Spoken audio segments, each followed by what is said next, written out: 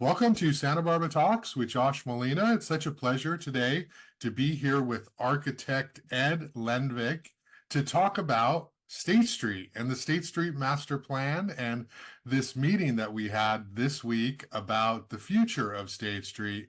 And Ed is on the Historic Landmarks Commission and a longtime Santa Barbara architect in the history of everything that has happened here in this city, an important figure. So I'm so honored to be able to talk to him and have a conversation about everything State Street and a little bit on his background. Ed, how are you doing today?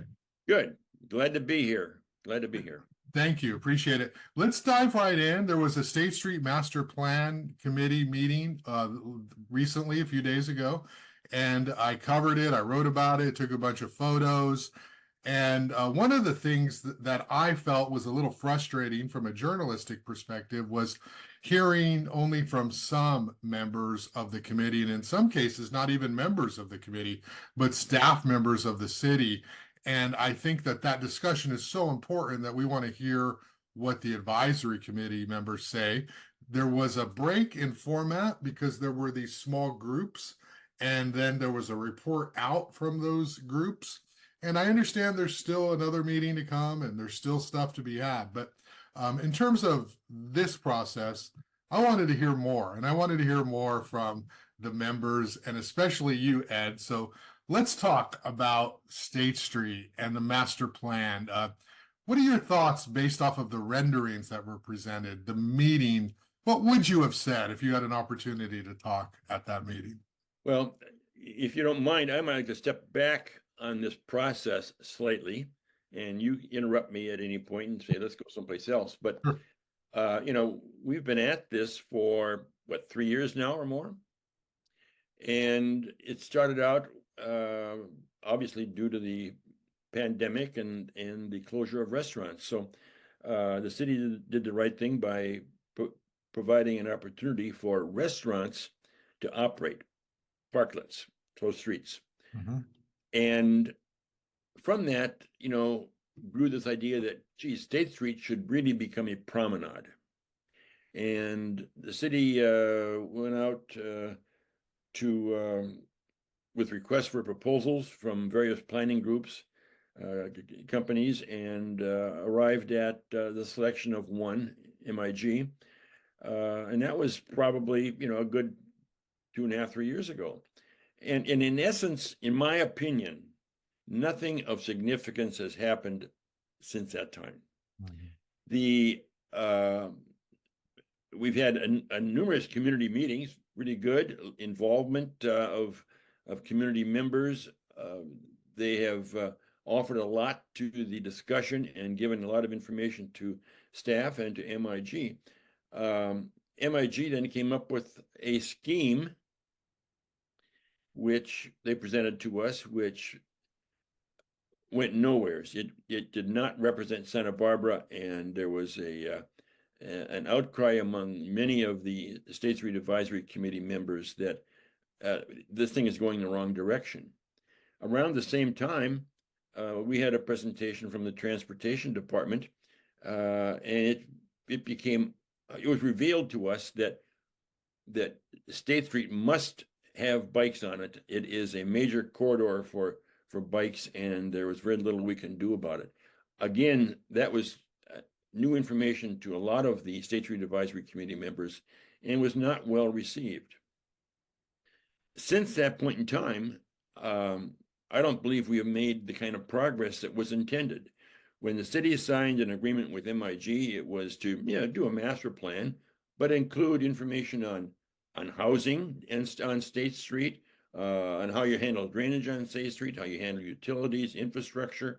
What about the retail on State Street? And it went down the list. I mean, we had a presentation from MIG's real estate expert about opinions on what needed to be done to make real estate viable. But what happened, in my opinion, is the process was hijacked by 3 distinct groups. The restaurant owners hijacked a lot of the process. And they recognize that. One of the restaurant owners, when getting up before the State Street Advisory Committee and the public, said, "Yeah, we're known as the restaurant mafia." You may recall that term being used. Yeah. The other hijacking was by the bike coalition. The bike people came out of the woodwork and were uncompromising in their demands for bike access on State Street. Uncompromising. The third group to hijack the planning process were the "I want to walk on State Street. I want to walk on the middle of State Street. I don't want to be bothered by cars. Get rid of cars," so on and so forth. So that now became those three issues became really wrapped up in the planning process. MIG went away, and I'm not sure where they are. The staff then started planning and asked a group of local planners, architects, to contribute free their efforts to come up with a scheme that might be workable. And that's where we are now, is staff has put together some well-defined mobility solutions for State Street. Mhm. Mobility, including walking, biking, no cars, so on and so forth. And that's what was discussed at the meeting on Wednesday. And you're right, we broke up after a presentation by staff. We broke up into three groups, limited the discussion only to the State Street Advisory Committee members and the support staff, although the public, you and others, could hang around the edge and hope that a little bit of the chum that flew off could be devoured by you. The group I was in, I think, came up with some very, very good ideas. The other two groups were kind of milquetoast. I didn't hear positive feedback from the other groups. Now, staff has got to take all three of those groups and bring something together that they can bring back to us probably early next week for a vote. What does the State Street Advisory Committee think about, this, that, or the other thing on the 400 block of State Street? And so we're gonna vote on something, which then will go back to the staff and to the free architects to come up with a more detailed plan. Mhm. I think there is a lot of potential for dissatisfaction among all groups with that process, but we're going to go through it. So am I happy with what happened on Wednesday? Not particularly. Do I think we're going to get something good out of it? I'm hopeful, but I'm also concerned that we might not. Right. Yeah, and your history was great, and it was perfect. And I don't know where MIG is. I think the contract was originally a not to exceed a certain amount. So maybe they just sort of stopped paying, or maybe they were working only behind the scenes on some stuff with staff. Ed, let's start with the big question of cars on State Street. Do you want cars on State Street? You mentioned the bike people and the anti-car groups who basically just flat out say the whole promenade from 400 to 13 should be, I guess they even said 400, but basically all the way to the 1300 block carless. Uncompromising was the word you used. Mhm. What's your vision? Do you think cars should come back? Is there a way to slice it up so we have cars on some blocks? What's your answer to that? I don't believe that the promenade needs cars, at least from the standpoint of its long-term and final use and design and use. Does that mean there should be no cars next year if the city council chooses simply to develop one small area, let's say the Delegare core area, and leave the entertainment area, which is north of the 800 or 900 block, leave that until later? The plan is together, but I don't know that it's wise to leave that upper area so underutilized that it becomes a problem. And if we spend a lot of money on the core, the De La Guerra core area, and maybe the 400 or 500 block or whatever, 600 block, we've still got we still got tens and tens and tens of millions of dollars we got to come up with for the whole thing. Yeah. And I could see where the council might say, we're going to concentrate on a portion of this. We have the whole plan, but we're going to concentrate on a portion, and we're going to try to get back to where we were pre-pandemic on a portion. A lot of people aren't going to like that, and the council is going to, take a lot of heat on that. But if we don't have the money to do the whole thing, and we don't know what the cost is, nothing gets done.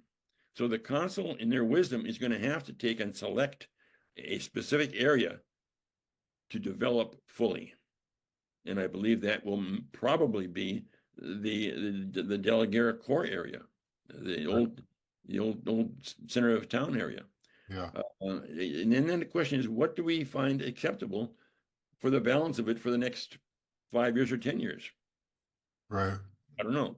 I would like not to have cars there, but I am also very concerned that we end up with a dead town. And Right. The idea of curbless, they were talking about it for 500 block, 600 block. So you can't have cars where you don't have curbs. Also the 700 block. Do you like that idea? Is flattening it out a way to proceed with that core downtown area you mentioned? I have no problem with that. I think the problem is going to be that you cannot have pedestrians and bicycles mixing, uncontrolled mixing, without some structural definition as to where they can go. Yeah. And if you have a curbless situation, that means that anybody can wander off what might be considered a sidewalk into the traffic lane for bikes. Mm-hmm. And that is not legal. That's not logical. The city of Ventura went through that about 15 months ago, and they backed off bikes and pedestrians mixing very quickly. And it's you may have seen that in the Ventura paper, about a year ago or so. Yeah. So you're not going to get that. Now, if the city is able to say, in our core area, in the De La Guerra core area, we're going to have flat and flexible, no curbs. We are also going to require that bikes be walked in that area. Then that works. Maybe they might say, well, bikes can ride through there, before 9 o'clock in the morning or, whatever, but you cannot mix bikes and pedestrians, and you've got to find some way to control that. Yeah. Talk to me a little bit about the bike situation. When I'm down there, of course, I love it, right? I mean, I love it's open. You can take my kids down there. It's fun, right? I get it. But when those bikes, especially the e-bikes, start whizzing by in the middle of the street, it makes me just want to walk on the sidewalk. And that I thought was not the plan. The plan was to open up the street so people could be everywhere and not worry about getting hit or having near misses. What should Santa Barbara do with these bikes? I mean, I guess separating is a start, but should we have e-bikes? What do you think of this? I don't think we can eliminate the e-bikes. No. The police department said, yeah, we can handle it for 2 blocks. We Mhm. can't handle it for 8 blocks. Yeah. I think the idea that the promenade represents a throng of people walking down the middle of the street is the wrong vision. When you're out there today, people are walking on the sidewalks. Yeah. They're walking next to the storefronts. And there's a lot of interest in the storefronts there. They're walking next to the storefronts. That's where they want to be. My wife and I were down there Tuesday morning and had coffee and a pastry at Anderson's. And we're sitting there watching the world go by. Beautiful. God, it was enjoyable.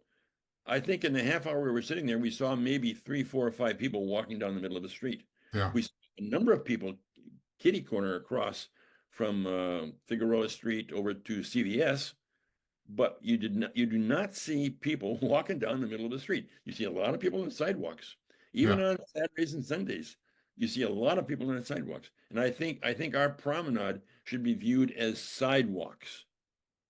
And in the middle of the street, give it to the bikers, give it to the fire and police department, give it to the service workers that need to be down there. But don't assume you're going to walk down the middle of the street and be comfortable and safe.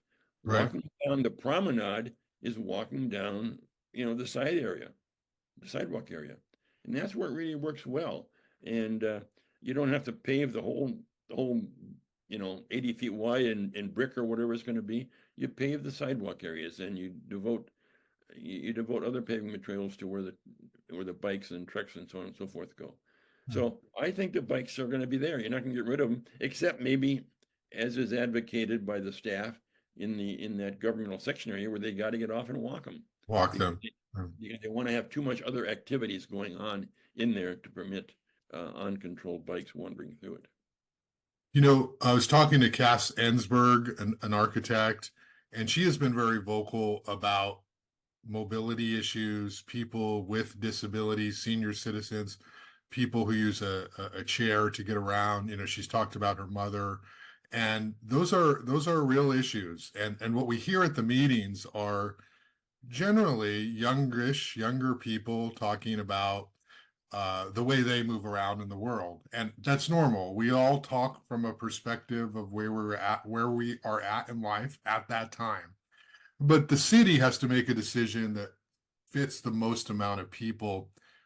What do when you're in that chair in those meetings and you hear the organizations, the strong towns, the representatives sort of say that it's a climate change issue and we need to get out of our cars. And the best way to do this is to get people moving on bikes and no acknowledgement of other people in the world. Can you talk a little bit about that? I mean, you're of that demographic, you're of that age group. That's a real thing. I'm kind of in the middle, but I get it too. It's like we can't plan for just some people, right? What are your thoughts on it? Well, exactly. I might be more older than a lot of people. I don't know. I'll let the world figure it out. I graduated from Santa Barbara High in 1959, so let them calculate how old I am. I'm not going to ride my bike downtown. I rode my bike a lot when I was in my 30s and 40s and 50s. I was a a bad guy on a bike. I put down 100 miles easily on a single day. I can't do that today. Mhm. Most of the people who are, you know, upper age group aren't going to want to do that. As a matter of fact, most people in the upper age group probably don't want to walk more than 2 blocks. If I know I'm going to CVS pharmacy downtown, I'll park in the parking lot. I'll walk in, walk through. I might go onto State Street, walk down a couple blocks, and then 2 blocks back. That's 4 blocks. That's as much as I want to spend walking around. Yeah, I don't think there are a lot of people who want to walk down 10 blocks and back 10 blocks. right. Aren't a lot of people doing that. Yeah, younger people are, people that are pushing the stroller do, people who got their kid on a little bike do, but it's not the great bulk of people. And how this project is funded, whatever its cost is going to be, if they've got to go to the voters, the property owners, for a bond issue to raise the taxes on my house, on your house, they've got to have a project that is appealing to those property owners who are willing to vote for that bond issue. Yeah. And right now, I don't see it. We saw a woman, I forget where it was, city council or whatever, recently talking about something else, getting up public speaking, and she said, "I want to digress. I want to let you know that my friends and my neighbors want to see this State Street put back the way it was, so we can get down there." And then as her time is gone. There are a lot of people out there, Upper East Side, Lower East Side, wherever they are, who have got to drive over to get over there. and then are happy to walk 2 or 3 blocks, get a restaurant, a cup of coffee, a pastry, I mean, whatever, but you're not going to find that bikers are coming from upper east side and downtown and got to ride their bike back, Yeah. up the hills. Not going to happen. Yeah. And let's talk. You mentioned another group, the restaurants, sort of hijacking this process. What do you think? They're obviously they want the promenade, they want the parklets, they want the outdoor dining. Obviously, was necessary during COVID. They've said people want to eat outside. It's a lifestyle thing. It's what they do in Spain and Italy, and they cite all these European places, and they clearly benefit from having the additional space, and it's fine. I like eating outdoors too, but like, what can you say about the restaurant's role in this? I think the restaurants and the bars are going to be an important component of the success of portions of the State Street Promenade. A promenade design has got to increase the width of the walks. In other words, there may be a 12-foot walk now, and it can be expanded to 16-foot and on both sides and still have 20 foot in the middle or more. That additional flat sidewalk area will be more than enough for outside dining, for easy outside dining, and to still preserve a handicap accessible pathway on the sidewalk. It can be done. Now, some of the restaurants right now can't do that because the sidewalk is too narrow. Yeah. As part of a promenade plan will be to get people into the promenade on the sidewalk, not get them into the promenade in the middle of the street. When I go downtown and wander around, I want to look in windows. I want to see what the color of socks that store's got in there or whatever. And you can't do that from the middle of the street. So we want to find a way to make the businesses attractive and active and successful. And that means we got to have people walking by with their nose on the glass. Yeah. Let me ask you this question. There's so much tension over retail, the property owners. There's a group of people who say we're never going to revitalize State Street by bringing back cars. They say even before COVID and the closure, retail was suffering. They say we need different kinds of businesses in there. And if you bring housing, if you bring people downtown, then all of a sudden it's going to electrify the commercial real estate there. And then there's some others who say we need cars. Jim Cannell, others have said, well, I've talked to these national, developers, mall retailers, and they say they won't come to State Street if it's closed to cars. Finding out a way to re-spark retail on State Street, I don't think anyone has the definitive answer. But what do you think? How do we create something where people who are down there are not just eating and strolling, but are actually shopping, in places other than just Antique Alley downtown? I've said for quite a while that there are probably 4 or 5 things that need to be done for State Street to be successful. The first is the retail has got to be improved. It's got to be improved. And how do you do that? Well, you make sure that you keep the street clean. The homeless or the vagrants or whatever have got to be moved along. I remember one day I was down State Street sitting and having a cup of coffee, and the city had put out wooden lounge chairs, beach chairs or whatever, and there was they were being occupied by homeless people. And one guy was sitting there with his shirt off, rubbing his back, and well, why is the tourist going to want to come over and sit in that chair? So the city has got to clean up downtown. They've got to provide more lighting downtown. Lighting is a very, very important part of safety and comfort. They've got to, the downtown organization has got to tell these vacant store owners, you must clean up your front, even if it's vacant. You must find a way to finish or furnish your window so people aren't looking in at a destroyed interior. You've got to make sure that the city knows that you're anxious to get tenants in there. I don't know if the city is doing anything right now to bring tenants downtown, but you've got to find a way to keep this active. Now, do you go so far as to tax vacant space? Well, I've advocated for that and been told you can't do it, but I know some cities that are. You tax a vacant space, you force the rent in that space down to a point where a young person who wants to open a business selling candlestick holders or whatever can do it. He can afford to do it. You can't do it at $4 and $5 a square foot. Maybe you can do it at $1 a square foot. But you've got to find a way to activate the real estate. Activate, another question or item. The city uses the word activate numerous times in the presentation that we have. What does activation mean? Well, you got to have an activity down there. You got to have bands or jugglers or activation is very, very expensive. The executive director of the downtown organization spoke to us once and said it's the most expensive, time involved thing that she has to do. Activation. What does activation mean? Well, it could be a trolley running up and down that street continuously. A trolley. Yeah. Well, all of a sudden that's interesting. I can jump on that trolley and go down 4 blocks and come back. That's activation. Activation, unfortunately, are cars in the street as well. Yeah. And if we need to activate the street and not have it be dead, I'm afraid that while we don't want cars, we got to consider what needs to be done to attract that retail business. Yeah. You need retail business going downtown. You need more people downtown. You need living downtown, housing downtown.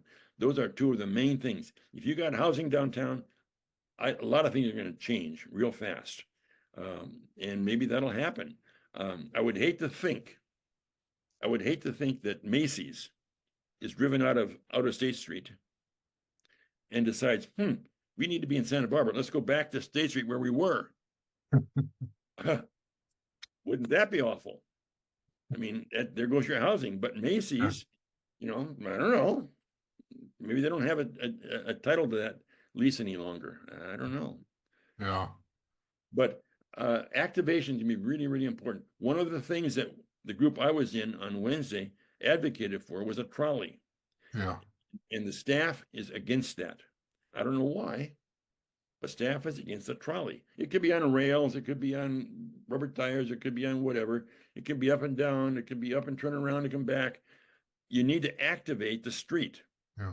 And that's what's critical right now. You need to activate the street. If a potential tenant comes along and looks at, putting 2 or 3 storefronts together to make a larger one, and there are bums in each of the entries, and the only activity in the street is more bums, they're not going to stay there. They want to go to Coast Village Road. They want to go to Loretto Plaza. They want to go any place where there's people, and activity. Right. Yeah. And let's talk about the committee. You mentioned what your group and what you advocated for. The work of the committee itself, you'd said, not a lot has been done.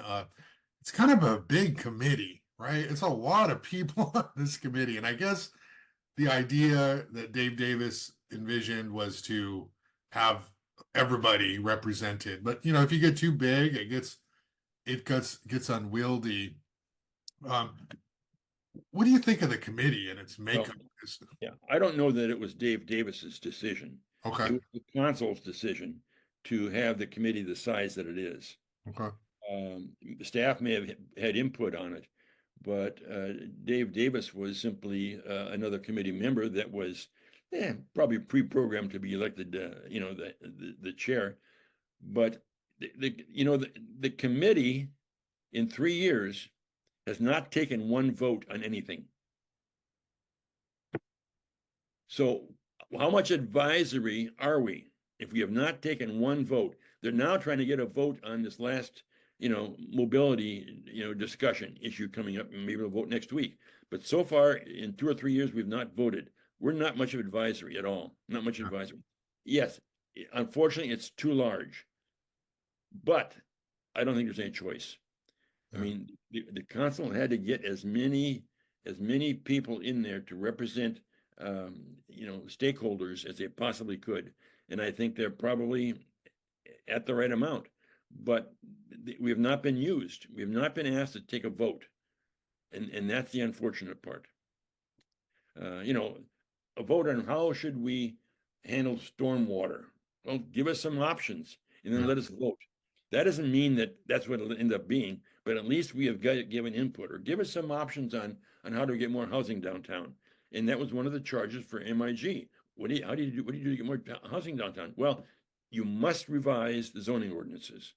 That's number one. You may have to revise the sustainability, the creeks division requirements. I mean, where are you going to take and put water downtown Santa Barbara if you're building a new 2 and 3 stories above an existing, where you've got to now take and capture all the water that falls on that existing roof, even though nothing's changed. You got to capture that, treat it, and then get it into the system. You know, the only way that can be done is if it is a community-wide venture using State Street. We've never had that kind of input. We've never had a raise your hand voting on what should be done. That's what's needed. Is we need to have some questions asked, some votes taken, and check that box off and move on. Yeah, incremental progress. And then Yeah. they were going to try to do everything in less than 3 hours on Wednesday. Since Anthony Grumbine and the local architects became involved, are we in a better spot with them doing it than before? What is your take on that pivot the city of Santa Barbara did to bring the locals in? No, we're not in a better spot. Mhm. We have Anthony's a great leader. He's got maybe some good designers there, but these people have not designed pedestrian malls. MIG has. MIG maybe should have hired Anthony and some of the others, but I don't know that we are getting anything out of them which is unique. I don't know that the mobility questions that staff brought before us in written form came out of Anthony in that group. I believe that the mobility questions were raised and directed by staff, and then Anthony and his group rendered to match that. No offense meant to these guys. They got their heart in Santa Barbara. They're devoted. They've put a tremendous amount of hours in for free. But you know, when you pay nothing and get it for free, how valuable is it? What's it worth to you? Mhm. To think that we could have started off with these 8 guys 3 or 4 years ago and had a beautiful plan. There's too much involved in planning this promenade. As I say, traffic, drainage, housing, cost, economy. You go down the list that MIG had to perform on, and it's tremendous. I don't know who's doing that today. Staff doing that? Anthony and his group aren't doing that. No one knows what the cost is. Yeah. So at the last meeting, not the one recently, but the one before, you had said, this should come back to the HLC many times. This should go to the HLC. It hasn't been to the HLC. This is, a process issue. And now we're looking at a situation where, there was this meeting recently. They're going to continue it and make a final vote apparently soon. The council will eventually weigh in. The HLC from the beginning has not been part of this process. When they closed it during COVID, of course, Rob Dayton, it's always like the city has always been like, well, you got to go through the design review boards. But when it's a city decision, it's like, they're going to take too long. It's like the big irony, it's like you're bypassing these own groups that you believe make Santa Barbara better. So it never went to HLC, the closure. Can you talk a little bit about the process here and HLC and just the fact that this cherished institution was bypassed in this whole process? Yeah, you couldn't find a more devoted and competent group of people than currently are sitting on the HLC. I mean, they have committed to seeing something really great happen with every project that comes before us. I don't know that the mobility issue is an HLC issue as such. I don't know that the HLC really cares or doesn't care whether or not there's curbs or no curbs. I could be corrected on all this stuff. Cass Ensberg may say, Ed, you're wrong, but I just, the paving material, sure, we're gonna be real concerned about that, or the paving pattern, or the geometrics of it, of the pattern, we'll be concerned about, because that's what is historic and we're concerned about. But whether or not the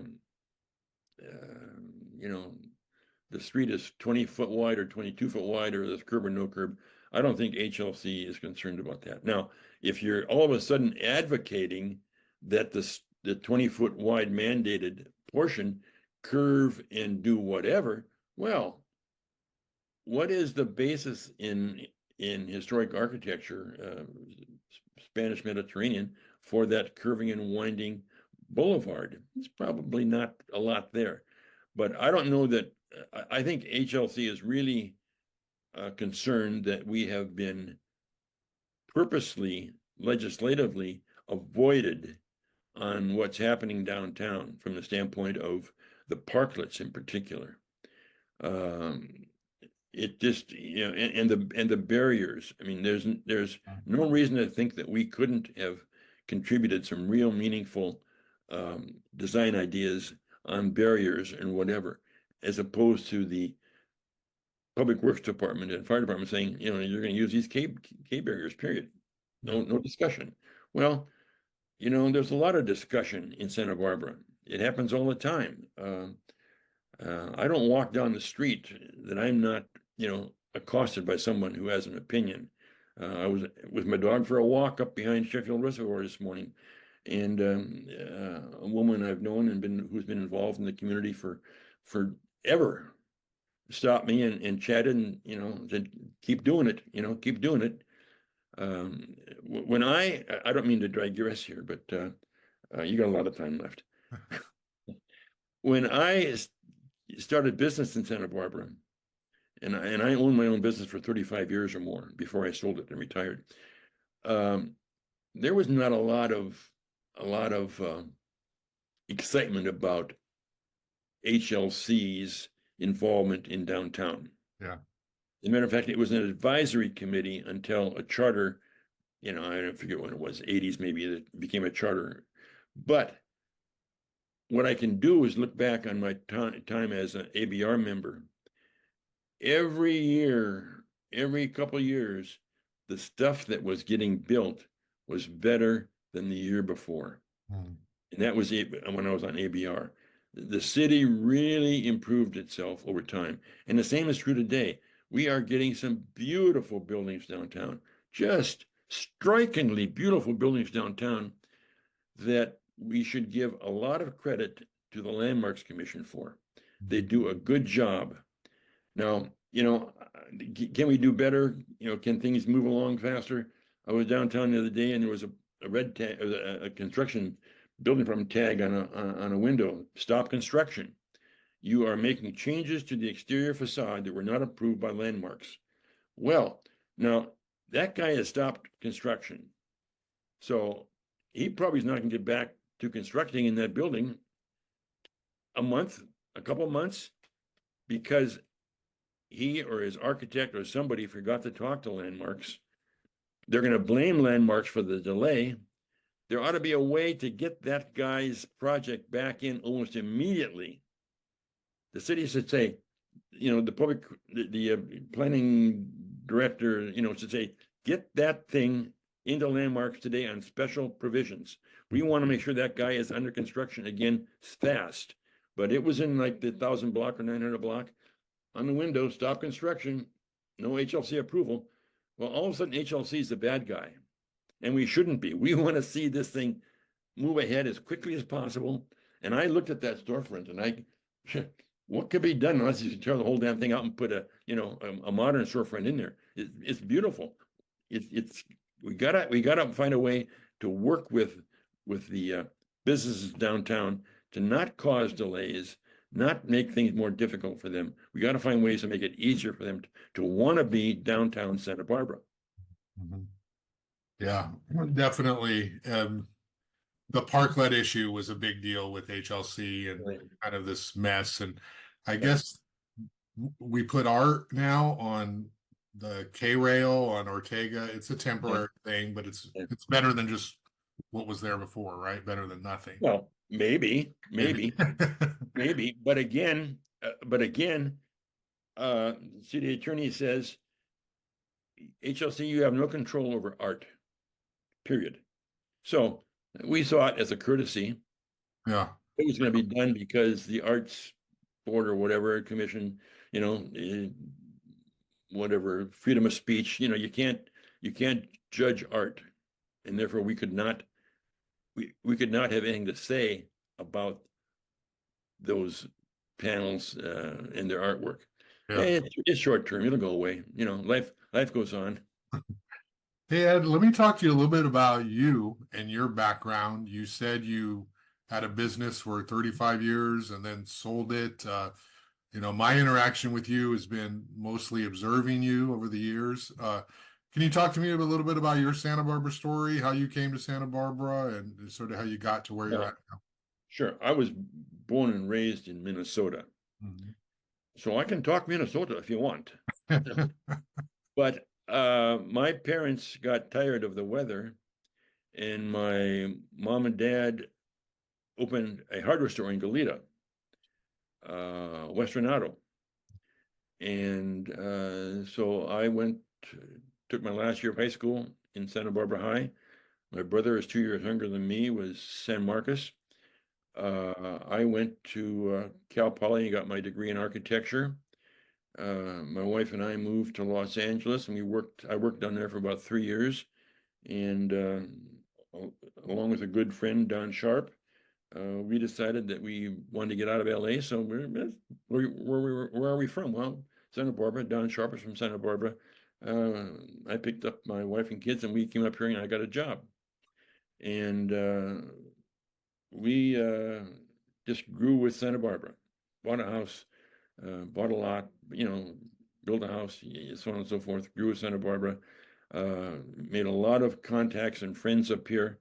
There was a time when I could walk down State Street, and in a couple of blocks, I would meet 3 or 4 people I knew, shake hands, talk, pat them on the back, chat, move on down the block, meet more people. Being involved in the community, being a small community, it was so wonderful. It was so wonderful. You walk down the street now, you don't know people. It's unfortunate, but we're a big town now. I got onto I was asked by Mayor Firestone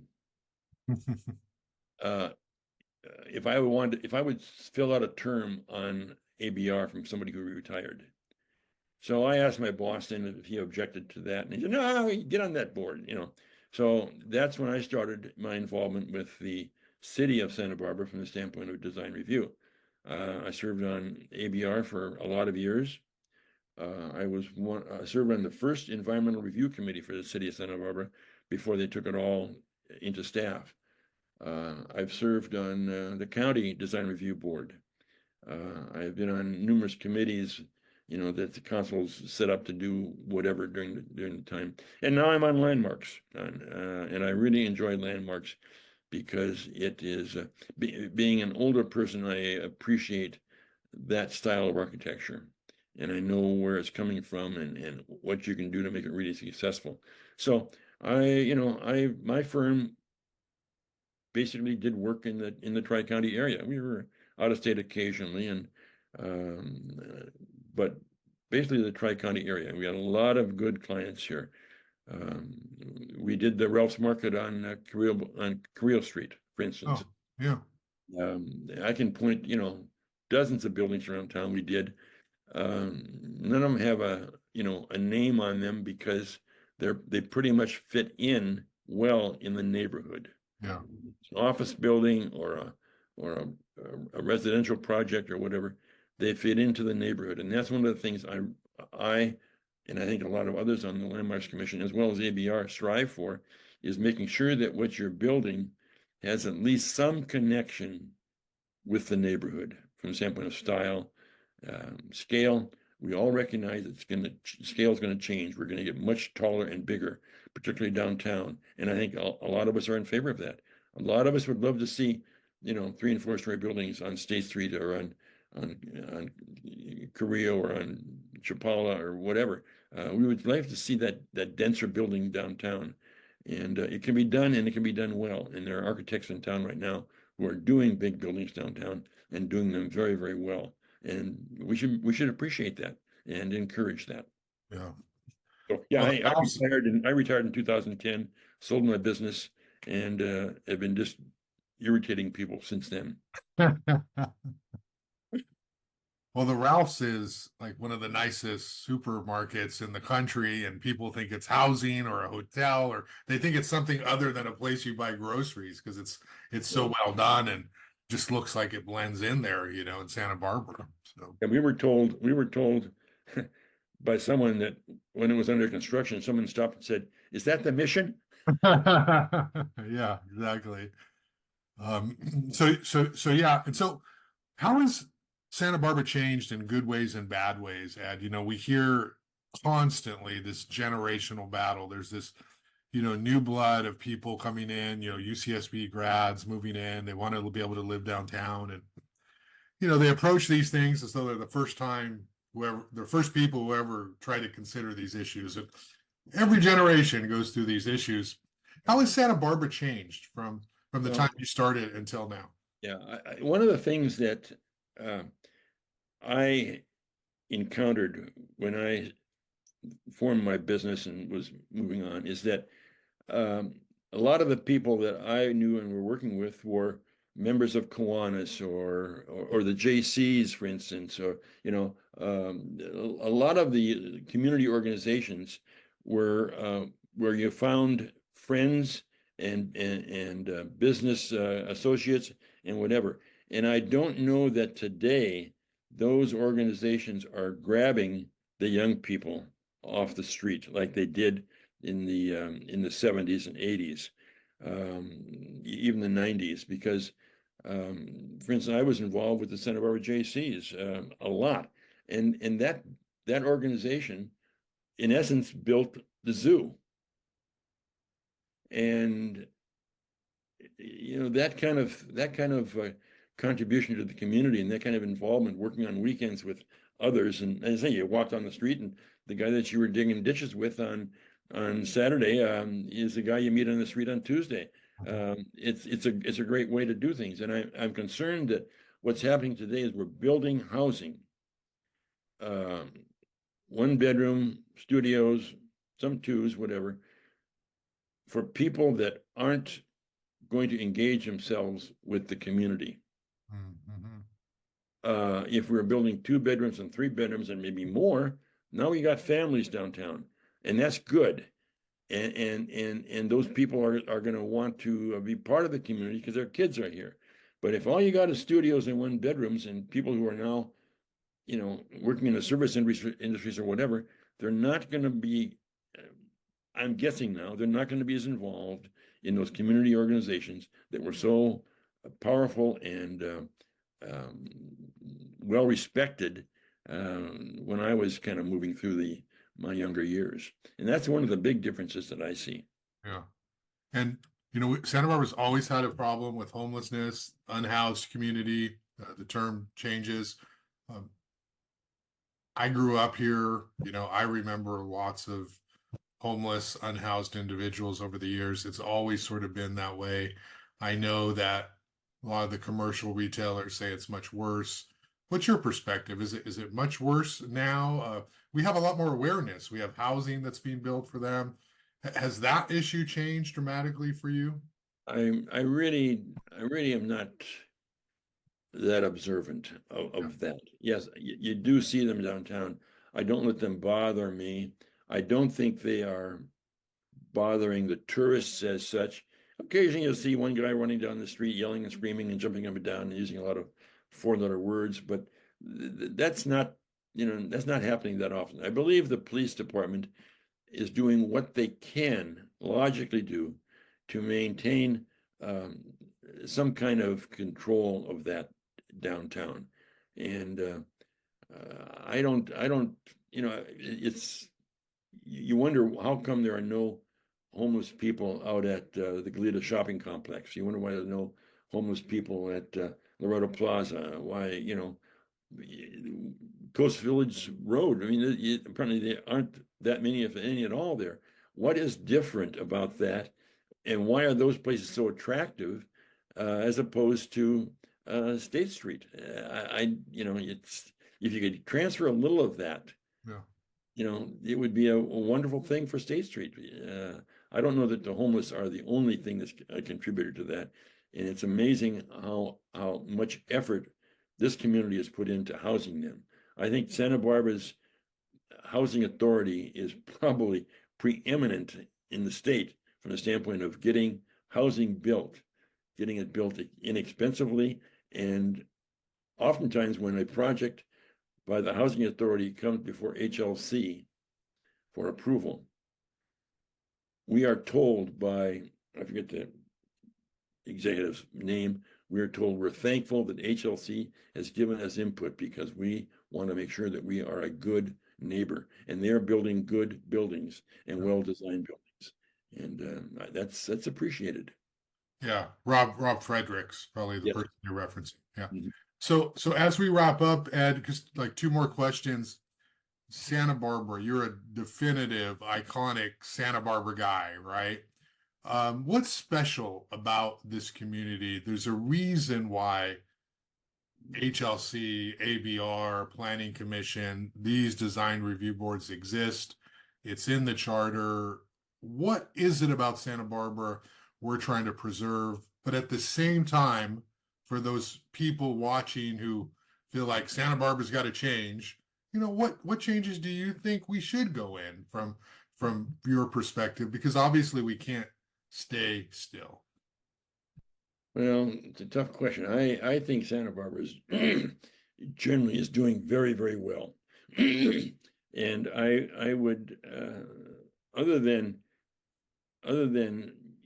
getting HLC back in some kind of control of the EPV area, getting with it Title 31 of the ordinances revised to get landmarks its authority again would be very important. But I think Santa Barbara is doing really, really well.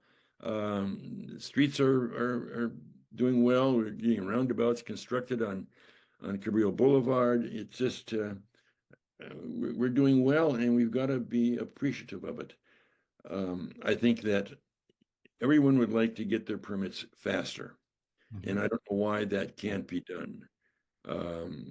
It is when I talk to other architects in the community, that's the biggest complaint they've got is they cannot get permits through in a reasonable matter of time.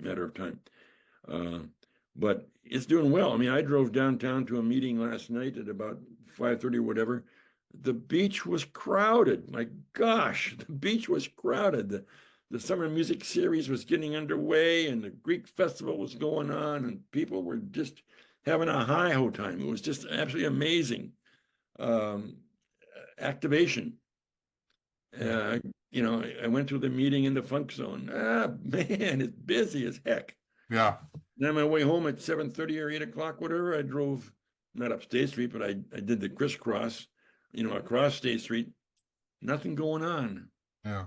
Nothing going on. And I don't have an answer for that. And I wish I did. If I did, I'd probably invest down there. But I think Santa Barbara is doing well. And we've just simply got to balance all of the pressures. It's tough for city council. Tough for city council. They what, a month or two ago, they cut back on the number of cruise ships that could anchor in the harbor. Yeah. And they turn around and 2 weeks later they're short on money and wondering where they're going to get it from. And to me, it's what's two more cruise ships out there? It's the money is good, the tourists are good. We've simply got to find ways to accommodate some of these idiosyncrasies of a lot of the older population, people like me. Yeah, well, we all matter, and we're all going to be, hopefully, if we're lucky, in that stage of life too, you know, so we can't just think about the current state we're in if you're 25 years old, because we're all going to get older, and I'm right in the middle, and I see that. Last thing, Ed, is just final thoughts on the State Street Master Plan and the committee. You talked about it at the beginning. If anyone, you know, if the city council is listening, the public, you know, final thoughts on where do you want to go with this whole thing? Well, yeah, I think that we need to arrive at a decision on mobility so that we can now turn some designers loose on certain sections. We've got to understand, and the council's got to maybe say this out loud, we're not going to get it all at one time. We're not going to get it all at one time. We're going to have to pick and choose, and we're going to have to find a way to fund it that is acceptable to everyone. If we're going to go bond measure, maybe the other funding sources I don't know about, but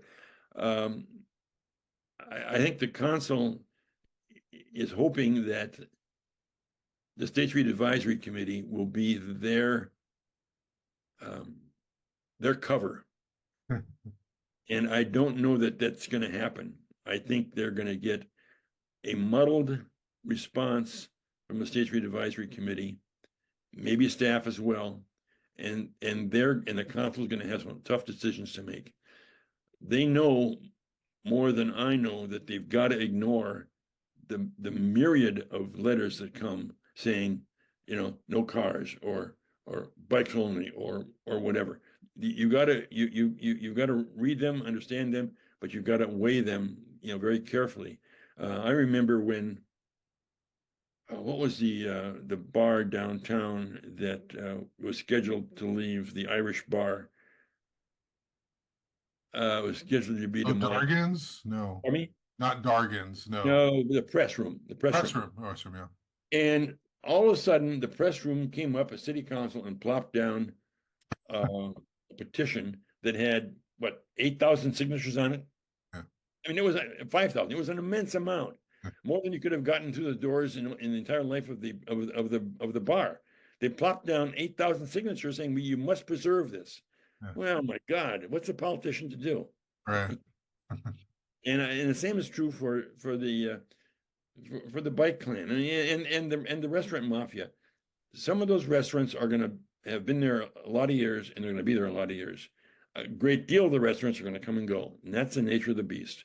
And you've got to make sure that what you allow to be built fits in and adds to the historic district, not detracts from it. Yes. Perfect. Okay. Well said, Ed. My pleasure. Appreciate your time. Thanks a lot for taking opportunity to share your views and your thoughts. And I look forward to talking to you, quoting you, observing you. Good. Forward on this. Oh, we should do this at least once a year. Yeah, no, my pleasure. We will. Thanks a lot, Ed. Take care. Thank you. Bye.